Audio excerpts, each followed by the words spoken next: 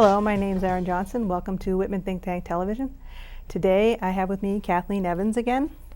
Welcome, Kathleen. Thank you for coming here today. Thanks for having me back. Okay. One of our goals at the think tank is always to encourage people to look for solutions to problems that they may find. And one of the great resources we use for that is the press and the media. And I wanted to talk today to you about the different kinds of media that are out there and the different stories, and the fact that many times there is more than one version of the same story and how it is we go through different kinds of media. How do we decide the truth of the information out there? You know, Sounds great. I was wondering, you know, so can you think of a news item right now that would require critical thinking?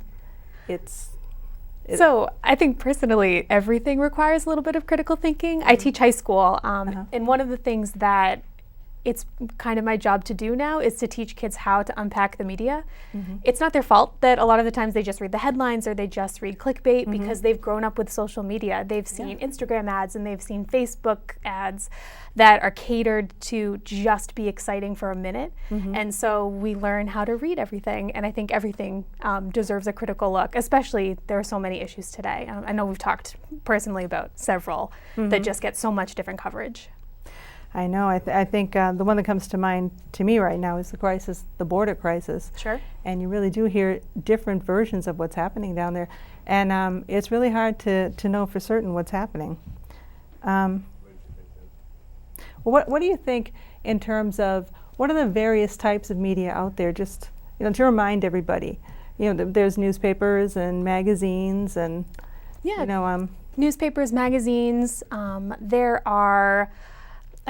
there's a lot of online content, so a lot of pages that are specifically geared towards one opinion, and that's good to know going into it is this particular website, does it skew one way or the other, left or right, or is it fairly center?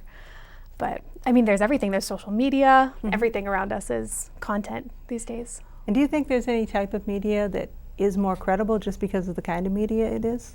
I think we certainly have pages that are more credible. When I'm talking to my students, I tell them that things like the New York Times, the Guardian sometimes, things that have a long-standing history of being fairly central. NPR, for instance, if you look at a chart, is really dead center, skews a little left sometimes, but is fairly reliable, whereas something like Fox News or CNN are going to be on different ends of the spectrum.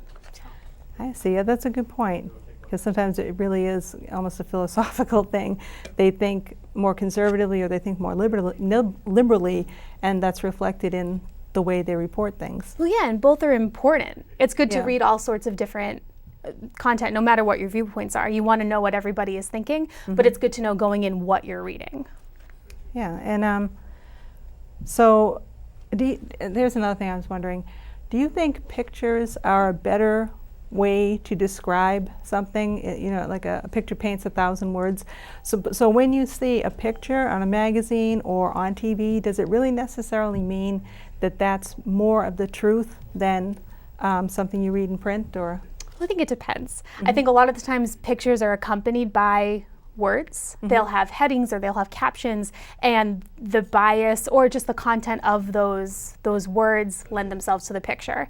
But if you just get a picture by itself, I think that there is a bit more credibility, but there's still subjectivity. You can still look at it and it's been taken by somebody with an opinion, and so they're going to cast that in their lens whether they mean to or not. If there's a picture of, I don't even know, well, I would say the border crisis again, because some of the images from there are really scary to just see them, and yet there are still people saying that they're doing the right thing down there. It's not as bad as it appears. Okay, and if we take that, obviously if there are things to cover that are alarming, then that means that there's something alarming about the situation.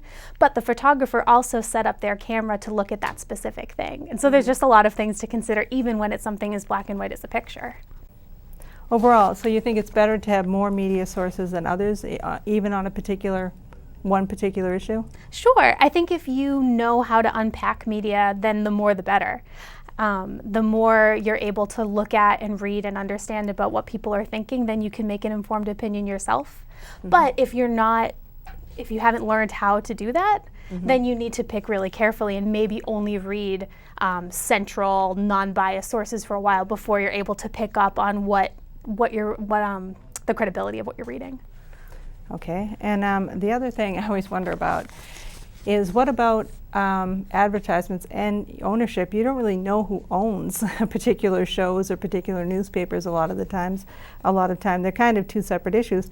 But in terms of advertising, how much do you think that affects the more traditional types, newspapers and TV, but also social media, because the ads are there too? So is the question, how does advertising how much affect? do you think that affects the truth of the stories that come out? Yeah, how do you? Okay, I'm not going to name drop the particular station because it's popular and whatever. Okay. But one of the things, I don't really like the sensationalism that has happened in the media really recently. And so right now anything has a countdown and there are colors and there are things whizzing across the screen and it makes anything seem very dramatic. And so even that, it's not even really advertisement, it's really just amping up that station. But even that makes us think, wow, this is really important. And it might not be, or it might be only for certain people.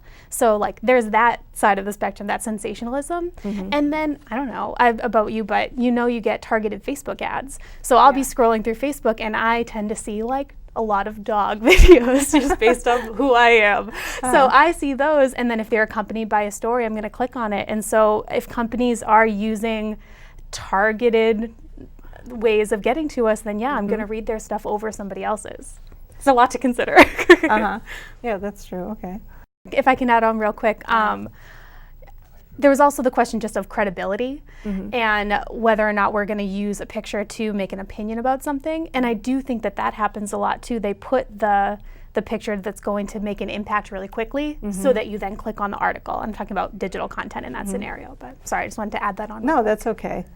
No, I guess I just wanted to add that there have been times when they do have sponsors for a particular TV show, newspaper, whatever, and when something goes wrong, if the sponsors produce a product that's objectionable to people, sometimes people, protest and they end up dropping the sponsor, or they choose to do it themselves out of their own ethics or whatever. But sometimes it's because people give them feedback and say, we don't want your show to allow that company to sponsor you. Okay. Absolutely.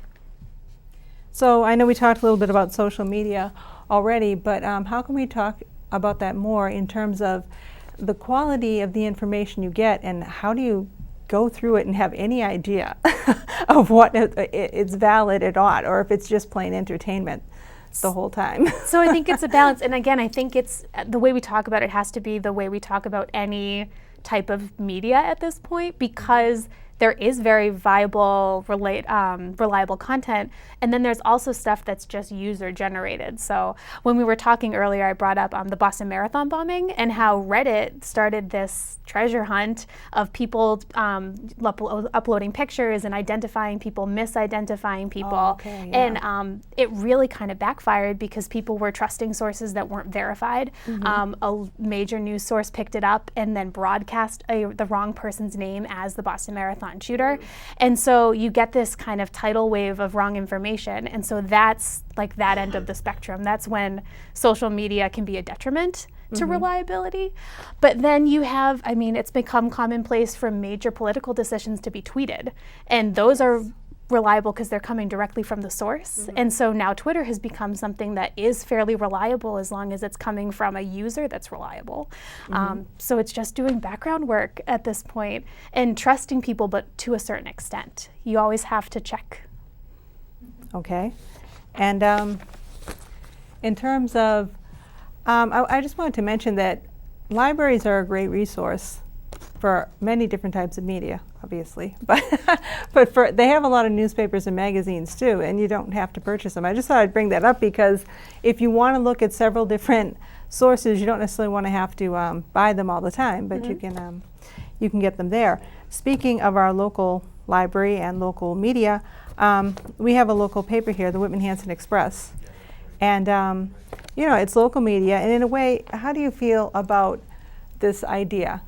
Do you think local media can be more valid because you can confirm it better as people in the area, because a lot of times you're actually there. I mean, if they cover as a town meeting and you're there, you know if the information that was printed about it was accurate. Sure. You know? 100%. And I also think that there's a lot of accountability because you're reporting on your friends and your neighbors. The way you brought up the Whitman Express, they do a great job of being fairly unbiased and just getting the facts out there. And it's a brave job, because then they live here and they're part of the community. So I would say that there's a bit more reliability there, just because it's us. They're us. And what do you find, like, in people in general? I mean, I always like to talk about solving problems and thinking about different ways to do it. And I can't think of, well, like via social media. I mean, would you include things like the way people can research things? I mean, with the internet, they can actually go out and look for many different sources from all over the world, potentially, if they really wanted to figure out the validity of a story, and really to be able to form an opinion that, you know, has some strength behind it because it's based on truthful information. I'm glad you brought it up. It made me think of when you were talking about the library and how they have a lot of different sources you can check out. You also have to be careful when you Google. So say you type something into a search engine and then you have a top 15 things that pop up on that first page. You want to go to the ones that are reliable, because a lot of the times the ones that go to the top are the ones that are suggested for you, and you don't really know who's suggesting those to you. I didn't realize that. I thought it was just the ones that people used most often. I thought that's the one that everybody used most often. I thought that's the one you saw at the top, yeah? No, so there was actually, this is a horrible anecdote because I can't remember the person, but in the news a little while ago, there were two people, one was conservative and one was liberal, and they both typed the same thing into a search engine, and then two things popped up, because the algorithm knew that one person was looking for one point of view and the other one was looking for another point of view. And so they got different websites. And so it is kind of good to know which websites you want to try out and which ones you want to get the information from, because they might not be the ones that Google suggests. Yeah, I thought it was kind of funny. It was I was reading in a magazine today that about P.T. Barnum, and I thought it was funny because he did not tell the truth necessarily. But he had literally a circus and the banners and the music and all sorts of ways to attract attention. But that's an example of someone who can get a lot of attention and not provide a lot of truthful information. Yeah, that's actually really interesting, because that combines a lot of the things we've been talking about today. He had that sensationalism that attracted people, but he's also an example of a story that if you Google P.T. Barnum, one of the first things that pops up is fraud, because he didn't live the way that he was portrayed in a lot of, specifically The Greatest Showman. That movie just portrayed him as kind of a very empathetic person that helped people find their voice, and he was kind of a bad guy in history. Yeah.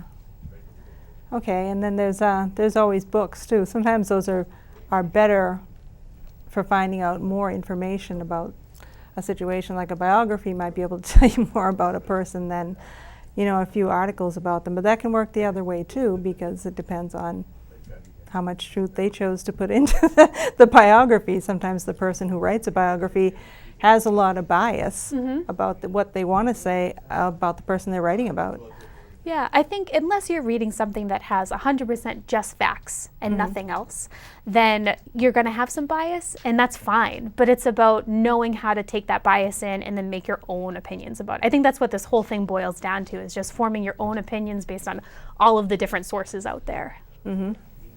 And like you said, how does someone start doing that? I mean, I'm so happy that you're teaching people at such a young age to do that, because like you say, they can be inundated with information from the time they're very young, and if they never learned how to sort that out, they'll stay that way maybe forever.